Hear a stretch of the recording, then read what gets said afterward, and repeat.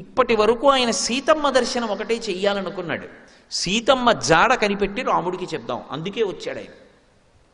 కానీ ఇప్పుడు ఆయన గుండెలు అవిసిపోయి ఆవిడ కష్టం చూసి, అమ్మో ఏదో లంకలో ఉందనుకున్నాను నా తల్లి. ఇప్పుడు ఆయన మనసు ఏమైపోయిందంటే రాముణ్ణి నింద చేశాడు ఆయన. రాముడి కన్నా దైవం లేడు ఆయనకి.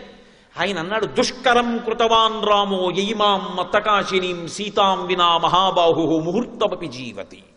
ఇంత గొప్ప ఇల్లాలా, ఇటువంటి పాతివ్రత్యమా? 3 లోకముల ఐశ్వర్యం తక్కెట్లో ఒకెత్తు, అది ఈవిడలో 16 వంతుకు సరిపోదా? ఇంత ప్రేమైకమూర్తి, ఇంత ధర్మనిష్ట కలిగినటువంటి ఇల్లాలు ఇన్ని కష్టాల్లో ఉంటే అసలు నిద్రలా పోయాడంత ప్రశాంతంగా ఎలా ఉండగలుగుతున్నాడు? మంత్రాంగం చేసి వాలిని చంపి సుగ్రీవుణ్ణి రక్షించి పట్టాభిషేకం చేసి వానాకాలం వెళ్ళిపోయిన తర్వాత వెతుకుతానంటే గొలవ పడుకుని ఎలా ఉండగలిగాడు? అసలు వెర్రెక్కిపోవద్దు ఇటువంటి ఇల్లాలు. ఆవిడ చుట్టూ ఇంతమంది రాక్షస స్త్రీలా, రావణుడు ఆవిడ్ని ఇలా మాట్లాడటమా? ఏడ్చి ఏడ్చి పవిట కొంగు తడిసిపోవడమా? ఇప్పుడు ఇవన్నీ చూసిన తరువాత సహృదయుడైతే ఏం ఆలోచిస్తాడు? అమ్మో నేను వెళ్ళిపోవడం కాదు, అసలు ఆయన ఏం పట్టుకొచ్చాడో మర్చిపోయాడు. ఇప్పుడు ఏం పట్టుకొచ్చాడు ఆయన? ఉంగరం ఒకటి పట్టుకొచ్చాడు రాముడి దగ్గర నుంచి. ఇది నేను మీతో మనవి చేసింది. సమస్యనిచ్చే ముందు పరిష్కారం ఈశ్వరుడు ఆలోచిస్తాడని. అన్ని కోట్ల మంది ఎడుతుంటే హనుమయ్య దర్శనం చేస్తారని రాముడు ఎలా అనుకున్నాడు? బుద్ధికి ఈశ్వర ప్రచోదనం అని చెప్తేనే రామకథ బాహ్యంలో అందం. అంతేగాని రాముడు దేవుడు అంటే ఇంకా రామకథ ఎందుకు? అసలు రాముడు దేవుడని వాల్మీకి మహర్షి చెప్పలేదు. ప్రారంభంలోనే నారదుడు వచ్చినప్పుడు ఆయన అడిగింది 16 గుణములు కలిగిన నరుడు ఎవరని అడిగారు. కోన్వస్మిన్ సంప్రదంలోకే గుణవాన్ కశ్చ వీర్యవాన్ ధర్మజ్ఞశ్చ కృతజ్ఞశ్చ సత్యవాక్యో దృఢవ్రతః చారిత్రేణ చకోయుక్తః సర్వభూతేషు కోహితః విద్వాన్ కః కస్సమర్థశ్చ కశ్చైక ప్రియదర్శనః ఆత్మవాన్ కో జితక్రోధో ద్వితిమాన్ కో ననసూయకః కస్య బిభ్యతి దేవాశ్చ జాతరోషస్య సంయుగే అని అడిగారు. కాబట్టి ఇప్పుడు 16 గుణములు పరిపూర్ణముగా కలిగినటువంటి నరుడు రాముడైతే ఆయనకి బుద్ధిని ప్రచోదనం చేసిన వాడు ఈశ్వరుడని చెప్తేనే సీతారాముల కథ మధురాతి మధురం అవుతుంది. అంటే అసలు సీతమ్మకు వస్తున్నటువంటి సమస్యకి ఏ కాలమునందు పరిష్కారం రావాలో దానికి అనువుగా ఆయన బుద్ధిని ప్రచోదనం చేసి ఉంగరం ఇచ్చి పంపించాడు. ఇప్పుడు పట్టుకొచ్చిన ఆయన చటుక్కును ఉంగరం ఇచ్చి, అమ్మ ఏమనుకోకు, నీ జాడ తెలుసుకోవడానికి వచ్చాను, నేను హనుమని, ఇదిగో ఈ ఉంగరం రాముడు ఇచ్చాడు, నీ దగ్గర ఎట్టే పెట్టుకో, నువ్వు కనపడ్డావని చెప్పేస్తాను. రాముడి దగ్గరికి వెళ్ళి తుర్రుని పారిపోయాడు అనుకోండి. ఇది దుష్టుడైన రావణుడు చేసిన పని అని ఉంగరాన్ని అవతల పారేసి ఆవిడ ప్రాణం తీసేసుకుంటాడు. ఎందుకంటే వీడు నన్ను యామారుస్తున్నాడు. అలా రావణుడు చేశాడని ఎందుకు అనుకుంటుంది అని మీరు అనుకుంటున్నారా? అసలు యుద్ధకాండలో ఇంకా యుద్ధం మొదలవలేదు. యుద్ధం మొదలవకుండానే వాడు రాముడి యొక్క కృతకమైన శిరస్సు తయారు చేశాడు. తయారు చేసి రాముడి శిరస్సు తెచ్చి సీతమ్మ దగ్గర పెడితే కట్టుకున్న ఇల్లాలు అది రాముడి తలకాయ అనుకుంది ఆవిడ. అంత ఏడ్చింది. కానీ ఈశ్వరుడు అక్కడ ఉన్నాడు కదూ.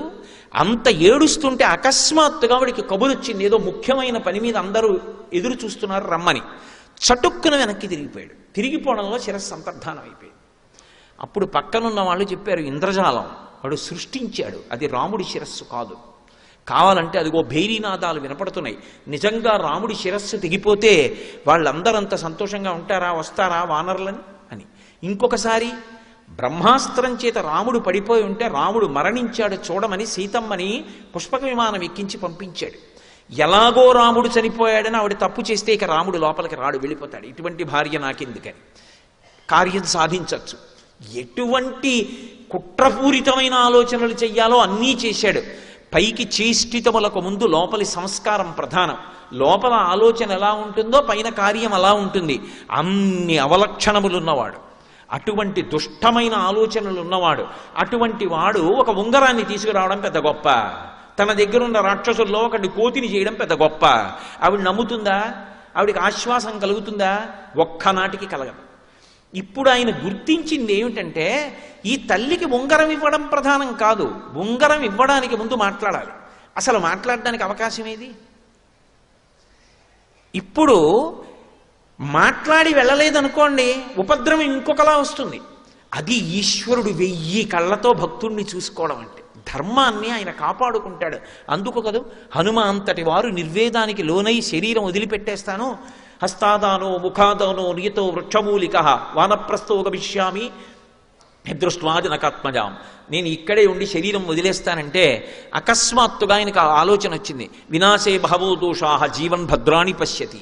చచ్చిపోయి గొప్ప కాదు, బ్రతికుండి సాధించాలి. సంపాతి చెప్పిన వాక్యం నిజం. మళ్ళీ అన్వేషణ చేసి సీతాదర్శనం చేశారు కదా. అలాగే ఆ తల్లి చాలా పిడుగులాంటి మాట అంది. పతివ్రతాత్వం విఫలమ్మమేదం కృతం కృతఘ్నేష్వివ మనుషాణం. ఇంత కష్టం అసలు ఎందుకు వచ్చింది? వెంటనే ఆవిడ తన దోషం ఏమిటో గుర్తించింది. ఇది నిజమైనటువంటి భక్తుడికి ఉండేటటువంటి లక్షణం. ఎక్కడ దోషం జరిగిందో గుర్తుపట్టగలిగినటువంటి బుద్ధి ప్రచోదనాన్ని ఈశ్వరుడు ఇస్తాడు. ఆవిడంది, నూనం సకాలో మృగరూపధారి మామల్ప భాగ్యాం లులుభే తదానీం యత్రార్యపుత్ర విసర్జ్యమూఢా రామానుజం లక్ష్మణపూర్వజంచ. ఒక్క మహర్షికి చెల్లింది. ఇటువంటి రామాయణాది కావ్యాలకి మనం వారసులం అవడం ఎంత భాగ్యం అండి. నిజంగా ఈశ్వరుడు అనుగ్రహం అలా పుట్టించాడు మన్ని. ఆవిడంటుంది, నూనం సకాలో మృగరూపధారి మామల్ప భాగ్యాం లులుభే తదానీం. నాకు కాలము లౌల్యాన్ని కల్పించింది, లోభత్వాన్ని కల్పించింది. రాముడు వినా నాకు ఇంకేం అక్కర్లేదన్నాను ఒకప్పుడు. రాముడు అరణ్యవాసానికి బయలుదేరుతున్నప్పుడు రాముడు నిన్ను తీసుకెళ్ళను అన్నాడు సీతమ్మని. ఎన్నో కారణాలు చెప్పాడు. ఆవిడ ఒక పెద్ద మాట చెప్పి, ఆవిడంది, నా తంత్రి వజ్యతే వీణ నా చక్రో వర్తతే రథ నాపతి సుఖమే దేత యస్యాదపి శతాత్మజ అని. భరతుడున్నాడు, శత్రుఘ్నుడున్నాడు, దశరథ మహారాజు గారు ఉన్నారు, కౌసల్య సుమిత్ర కైకేయి ఉన్నారంటావేం రామా? అసలు ఒక కులకాంతకి భర్త పక్కన ఉండడమే సంతోషం, అంతే. నా తంత్రి వజ్యతే వీణ, వీణ తీగలు గోటి చేత పెనగి పెనగి మోగుతాయి, కానీ వీణ తీగలు మోగుతున్నాయి అనరు, వీణ మోగుతోందంటారు. నా చక్రో వర్తతే రథ, రథచక్రములు ముళ్ల మించి, అశుద్ధం మించి, మలమూత్రముల మించి, రాళ్ల మించి వెడతాయి. రథచక్రములు వెడుతున్నాయి అనరు, రథం వెడుతోందంటారు. భర్త ఎంతో కష్టపడి జీవితంలో కీర్తి ప్రతిష్టలు సంపాదించుకుని ఆర్జన చేసి తెస్తాడు. ఆయన ఇల్లాలుగా ఎంతో ఖ్యాతి పొందుతుంటుంది భార్య. భర్త పక్కన లేకపోతే 100 కొడుకులు అమ్మ మీద ఎంత భక్తి కలిగిన వాళ్ళంటే, అమ్మ నిద్ర మంచం మించి లేచి కాలు కింద పెడుతున్నప్పుడు మా అమ్మగారి కాళ్ళు నేల మీద పెట్టి నడవడం ఏమిటని 100 కొడుకులు తమ అరచేతులు నేల మీద పరచి అరచేతులలో ఆమె చేత కాళ్ళు వేయించి నడిపించగలిగినంత ప్రేమైకమూర్తులైన కొడుకులు ఉన్నప్పటికీ కూడా భర్త వలన వచ్చినటువంటి సుఖ సంతోషములు భార్యకి ఇతరుల వలన కలగవు రామా. నాకు నువ్వున్నదే అయోధ్య, నీతో ఉండడం సంతోషం, నేను ఇక్కడ ఉండనంది అన్న ఆవిడ. లక్ష్మణస్వామి అంత చెప్పారు, వద్దమ్మా వదినమ్మా నా మాట వినమ్మా, ఇది రాక్షసమాయమ్మా, మారీచుడు తిరుగుతున్నాడు దగ్గరలో, వాడు చాలా ప్రమాదకారి, నా మాట విను, వద్దమ్మా వద్దమ్మా అని చెప్పారు. 14 ఏళ్ల అరణ్యవాసంలో 13 సంవత్సరములో ఆవిడ అడిగింది లేదు, రామాయణంలో ఎక్కడా లేదు. పైగా అసలు అంతఃపురానికి వెళ్ళగానే సుమంత్రుడు కౌసల్య దశరథుడు అడిగిన మొదటి మాట ఏమిటంటే, మా కోడలు ఎలా ఉందని అడిగారు. ఒకటి ప్రేమ, 2 అక్కడికి వెళ్ళిన తర్వాత ఏమిటో మన కర్మ ఏమిటో మన కర్మ అని మొదలు పెడితే అసలు రాముడు ఎలా ఊహించుకుంటాడు? మా కోడలు ఎలా ఉందని అడిగితే ఒకటే చెప్పాడు సుమంత్రుడు, బాలేన రమతే సీత బాలచంద్ర నిభానన రామ రామే హ్యదీనాత్మ విజనేపి వదేసతి అని చెప్పాడు అయోధ్యకాండలో. బాలేన రమతే సీత, బాల ఎలా ఆడుకుంటుందో రాముడు పక్కనున్నాడు అని చెప్పి సీతమ్మ అలా ఆడుకుంటోంది అడవిలో. తండ్రి చిన్న పిల్లల్ని ఏదో ఓ పార్క్కి తీసుకెళ్ళాడు అనుకోండి, నాన్నగారు అక్కడ కూర్చుంటే పిల్లలు ఆడుకుంటుంటారు, ఆడుకుంటూ ఇలా చూసుకుంటూ ఉంటారు. నాన్నగారు కనపడలేదనుకోండి, అక్కడ ఒక్కసారి ఆట ఆపేసి నాన్నగారండి అని ఏడుస్తూ వచ్చేస్తారు. బాలేన రమతే సీత బాలచంద్ర నిభానన. సీతమ్మ అలా ఎందుకు ఆడుకుంటోందో తెలుసా? రాముడు ఉన్నాడు కాబట్టి. భౌతికంలో అంతఃపురం లేదు, ఐశ్వర్యం లేదు, రాముడు ఉన్నాడు చాలా ఆవిడికి. నూనం సకాలో మృగరూపధారి మామల్ప భాగ్యాం లులుభే తదానీం. 13 ఏళ్ళు ఓపిక పట్టిన దాన్ని 14వ ఏడు ప్రారంభంలో జింక మీద కోరికుట్టిందా? వద్దమ్మా వద్దమ్మా వద్దమ్మా తల కొట్టుకున్నాడా లక్ష్మణస్వామి. కాదు, జింకని తేకపోతే చర్మం అన్నా కావాలన్నానా? నా మాట విని రాముడు వెళ్ళిపోయాడు. ఆయన తప్పేముంది? నేనంత హఠం చేస్తే వద్దు జింకని, ఇప్పుడు దాని వెంట వెళ్ళడం కష్టం అంటే ఏమో తర్వాత మాట ఏముందునో అన్నా తప్పే ఉంది, స్వాతంత్ర్యం ఉండదు మరి భార్యాభర్తల మధ్య. భార్యకి కోపం వచ్చిందనుకోండి, ఎవరిని అంటుంది? అన్నీ నమ్ముకుని, ఆయనే అన్నీ నమ్ముకుని వచ్చినటువంటి భార్య చాలా చిరాకు వచ్చిందనుకోండి, భర్తనే అంటుంది, నా కర్మ మిమ్మల్ని కట్టుకోవడం అంటుంది. వెంటనే గుండెలు బాధేసుకోకూడదు. ఎంత పిచ్చో, అన్నీ నేనే కదూ, నన్ను కాకపోతే ఎవరినంటుంది అని చిన్న నవ్వు నవ్వి సేద తీర్చినవాడు భర్త. వెంటనే దాని వాక్యార్థం తీసుకుని మూతి తిప్పుకుంటే భర్త ఎందుకు అవుతాడు? భర్తృత్వానికి అర్హత లేనివాడు అవుతాడు. వయస్సు వచ్చిందేమో కానీ భర్త స్థానంలో కూర్చోవడానికి అర్హత పొందినవాడు కాడు, ఇంకా పరిణతి పొందలేదని గుర్తు. నేను అందుకే అన్న, దాంపత్యం అంటే రామాయణంలోంచి చదివి నేర్చుకోవాలి అసలు. కాబట్టి ఆ తల్లి స్వతంత్రంగా అడగదు. మరి అడిగింది జింక చర్మం తెమ్మని, మంచి విలుకాడు కదా అని. ఒకవేళ తేకపోతే అది ఇంతోటి జింకని కొట్టడం మీకు పెద్ద కష్టమా? ఇంతలోనే రాక్షసులు ఎత్తుకుపోతారా నన్ను? లక్ష్మణస్వామి లేడా? మీకు వినపడదా? మీరు రారా? మీరు ఎక్కడ నిలబడి బాణం వేయలేరు అని అడగదావిడే. అందుకని ఆయన వెళ్ళాడు. నేనేనా పంపించింది? ఇప్పుడు ఆవిడ అంతరాత్మ పరిశీలనం చేసుకుంటారు. పరిశీలనం చేసుకుని, నూనం సకాలో మృగరూపధారి, కాలమే మృగరూపంలో వచ్చింది, నేను అల్పభాగ్యం ఉన్నదాన్ని అని నాకు గుర్తు చేయడానికి. రాముడితో గడిపింది అల్పభాగ్యం. ఎందుకో తెలుసా? సంతోషంగా ఉన్న కాలం చాలా సరదాగా వెళ్ళిపోతుంది, ఇట్టే అయిపోతాయి రోజులు. చాలా కష్టపడ్డ రోజులు భారంగా పెడతాయి, కాలం దొరలనట్లుగా అనిపిస్తుంది. అబ్బా ఏమిటో అసలు నడవట్లేదు కాలం అనిపించేస్తుంది. ఆ మనసులో కష్టం ఉంటే అది 13 ఏళ్ళు ఆవిడ అనుభవించింది. 14వ ఏడు పూర్తవలేదు, 10 నెలలే అయింది. కానీ అది అల్పభాగ్యం అంటుంది. ఎందుకని 10 నెలల కష్టం ఆవిడికి ఎంత తప్పు చేసేసిందో గుర్తొస్తుంది. మా అల్పభాగ్యం లులిభేతదానీం, ఆ కాలం నన్ను లోభ పెట్టేసింది. ఆ ప్రత్యేకమైన సమయం ఉందే, ఆ కాలము ఈశ్వర స్వరూపం. కాలోహి బలవాన్ కర్త సతతం సుఖదుఃఖయో నరాణాం పరతంత్రాణం పుణ్యపాపానుయోగత అంటాడు వ్యాసుడు దేవీ భాగవతంలో. కాలమే పుణ్యపాపములకు ఫలితాన్ని సుఖదుఖాల రూపంలో ఇవ్వవలసి వచ్చినప్పుడు ఆ క్షణంలో ఆ దుఃఖం పొందడానికి అనువైనటువంటి కార్యం చెయ్యి అని చెప్పి ప్రకోపింపచేసి బుద్ధిని తప్పు చేయిస్తుంది, లేదా తప్పుగా 10 మందికి కనపడే పని చేయిస్తుంది. కాబట్టి దాని పర్యవసానం కొంతకాలం దుఃఖం అనుభవించవలసి ఉంటుంది. కానీ నమ్ముకుని నిలబడ్డవాడు పాడవడన్నది మాత్రం మీరు ఎప్పుడు జ్ఞాపకం పెట్టుకోవలసి ఉంటుంది. కాబట్టి లులిభేతధానీం యత్రార్యపుత్ర విసర్జమూఢా, ఎంత అద్భుతంగా చెప్తోందో చూడండి. మూఢురాలనై ఆర్యపుత్రుణ్ణి విడిచిపెట్టేశాను. అయితే నేను రాముణ్ణి అలా పంపినా నేను రాముడికి దూరం కాను. నేను అరణ్యవాసానికి, అసలు ఈ లంకాపట్టణానికి వచ్చేటటువంటి అవకాశం లేదు. ఎందుకంటే నేను రాముణ్ణి పంపానేమో కానీ రాముడు నన్ను వదిలి వెళ్ళలేదు. నేను ఎప్పుడూ తన సొత్తుగా ఉండడానికి తగిన ఏర్పాటు ఆయన చేసే వెళ్ళాడు. ఆయన కూడా కొంచెం నా గురించి ఆలోచించి ఉండవలసింది అన్న మాటకి అవకాశం రాముడు ఇవ్వలేదు. అది ఎంత ఒత్తిడిలో ఉన్నా తన ధర్మం తాను చూస్తాడు. భర్తృధర్మం నిర్వర్తించాడు. లక్ష్మణస్వామి చెప్పాడు కదా, మాట వినడం అంత గొప్పది. మనిషికి జీవితంలో అన్నిటికన్నా వరం ఏమిటంటే మాట వినగలిగినటువంటి లక్షణం. తనకి తెలియకపోవడం తప్పు కాదు, కానీ ఒకరు చెప్తే వినకపోతే మాత్రం చాలా భయంకరమైనటువంటి దోషం.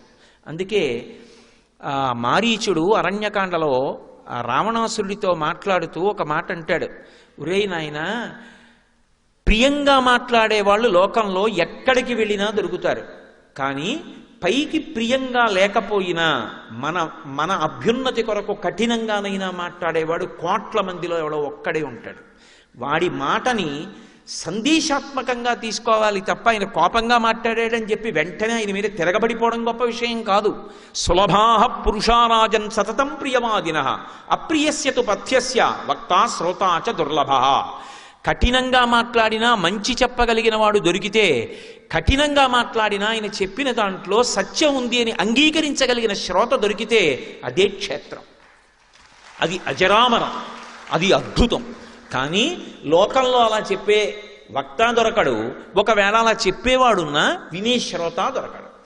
అని నేను చెప్తే నీ తలకెక్కట్లేదని ఆ రోజు చెప్పాడు మారీచుడు రావణాసురుడితో. నేను ఆ రోజున లక్ష్మణస్వామి చెప్పిన మాట విని రాముణ్ణి పంపా, నేను తప్పు చేశా, రాముడు తన ధర్మం తప్పలా. అంత ఒత్తిడిలో వెడుతున్నా ఏమో లక్ష్మణస్వామి చెప్తున్నాడు, నేను వెళ్ళాక ఎవరైనా రాక్షసులు వస్తే లక్ష్మణస్వామిని తీసుకెళ్ళరా, నువ్వు రావడానికి వీల్లేదు, నువ్వు కదలడానికి వీల్లేదు ఇక్కడి నుంచి. మళ్ళీ నేను తిరిగి వచ్చే పర్యంతం వదిన యొక్క రక్షణ కర్తవ్యాన్ని నీ మీద పెడుతున్నానని చెప్పి లక్ష్మణస్వామికి ఆజ్ఞ ఇచ్చి వెళ్ళాడు. అక్కడ లక్ష్మణస్వామి తన కర్తవ్యాన్ని విస్మరించలా, అలాగే నిలబడ్డాడు. లక్ష్మణస్వామి అక్కడ అలాగే ఉండుంటే రావణుడు అసలు రాగలడా? లక్ష్మణుణ్ణి కూడా ఎవరు పంపించారు? నేను పంపించాను.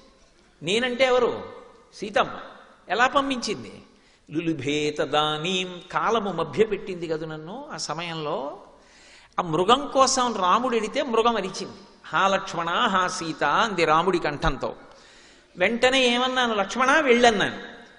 అప్పుడు లక్ష్మణుడేమన్నాడు? వద్దు వదినా, నా మాట విను. దేవతలందరూ కట్టుకుని వచ్చినా రాముడిని ఏం చేయలేరు. రాముడు వస్తాడు, నా మాట నమ్మమ్మా అని తలకొట్టుకున్నాడు. నేనేమన్నాను చటుక్కుని?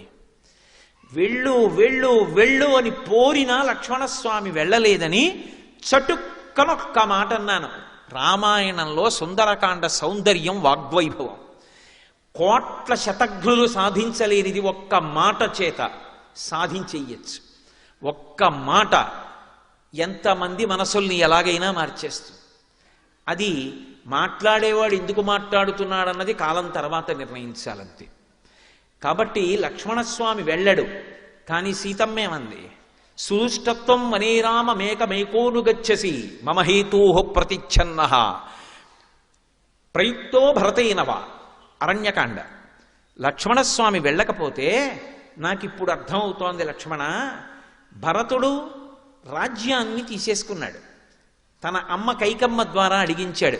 నవపంచచ వర్షాణి దండకారణ్యమాశ్రిత చీరాజన జటాధారీ రామో భవతు తాపస అభిషేక సమారంభో రాఘవస్యోపకల్ప్యతాం అనీనైవాభిషేకేన భరతో విభిషిచ్యతాం. అయోధ్యకాండ. అడిగింది కైకమ్మ 2 వరాలు. 14 ఏళ్లు రాముడు అరణ్యవాసానికి వెళ్ళాలి. భరతుడికి ఇదే ముహూర్తానికి పట్టాభిషేకం చేయాలి. నక్షత్రాలు ఒకటి కావు. ముహూర్తం ఎలా సరిపోతుంది? ఆలస్యమైతే రాముడికి దక్కుతుందేమో, చేసేయమంది. రాముణ్ణి అరణ్యవాసానికి పంపింది.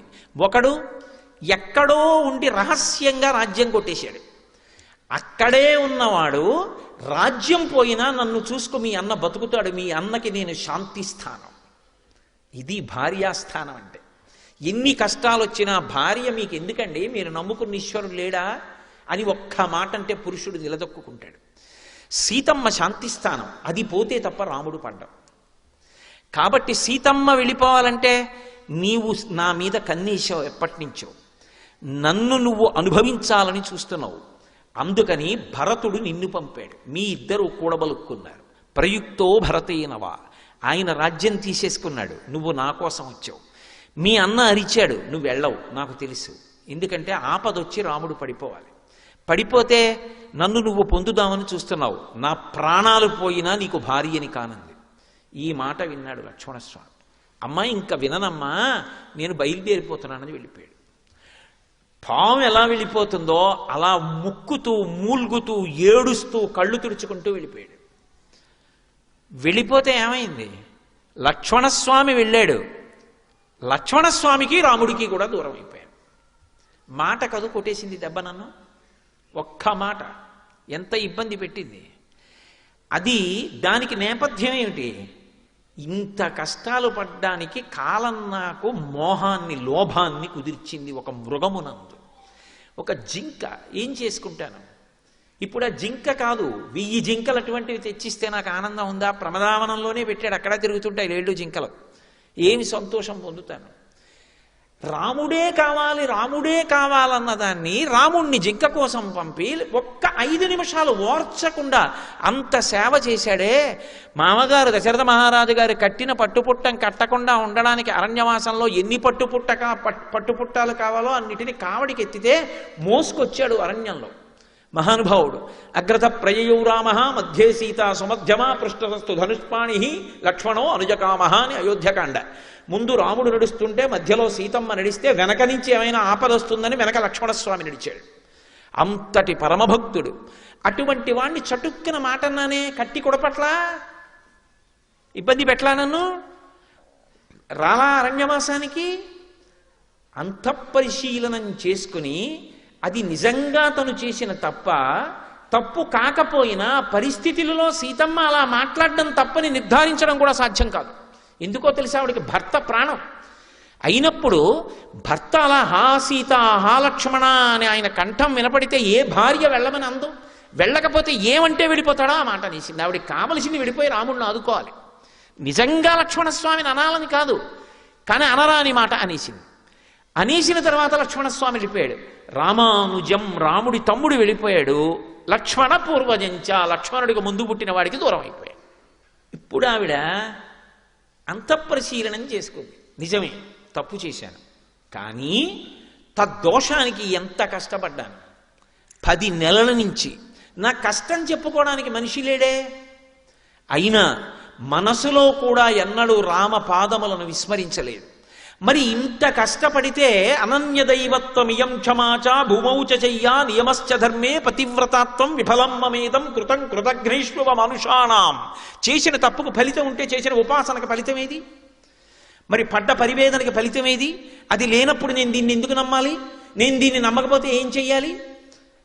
నిజానికి ఆవిడలో ఉన్నటువంటి ధర్మం మరొక నిర్ణయం చేసుకునేటట్టు చెయ్యదు. కాబట్టి ఈ శరీరంతో ఉండరు, అసలుకి అనవసరం. ఈ శరీరంతో ఉంటే ఏమవ్వాలి? కష్టాలు పడాలి. ఇక్కడ ఏమిటి? నేను కోరుకున్న బ్రతుకు ఇవ్వడు రావణుడు. నేను కోరుకున్న బ్రతుకునివ్వడానికి నమ్ముకున్నవాడు రాడు. నేను కష్టాలు పడుతూ ఉండలేను. కష్టాలన్నీ దేనివి? మనసువి, శరీరానివి కూడా. ఈ శరీరమే నశించిపోతే గొడవే లేదు. అంటే ఆత్మహత్య చేసుకోవడం తప్పని సీతమ్మకి తెలీదా? ఆవిడకి బాగా తెలుసు శాస్త్రం. కానీ ఆవిడ ఎందు అటువంటి సన్నివేశం వైపుకి నడిచేటట్టుగా బుద్ధి కలగలేదనుకోండి, ఆ రోజునే కలగలేదనుకోండి, పెద్ద ప్రమాదం ఒకటి ఉంది కాలంలో. ఇది హనుమ వచ్చిన రోజునే కలగాల అండి ఆలోచన. అంటే హనుమ వెళ్ళిపోయిన తర్వాత కలిగితే రామాయణం ఏమైపోతుంది? ఆవిడ ఊరిపోసేసుకుంటే. ఆవిడ ఓ మాట అంది, రాక్షసత్వం అన్న మాటకి పరాకాష్ట ఏమిటంటే, నేను ఎలా బ్రతుకుదాం అనుకుంటున్నానో అలా బ్రతకనివ్వడు. నేను ఇలా బ్రతకలేని చచ్చిపోదామంటే చచ్చిపోవడానికి ఓ శస్త్రం పట్టుకొచ్చి ఓ కత్తి ఇవ్వరు, విషం ఇవ్వరు.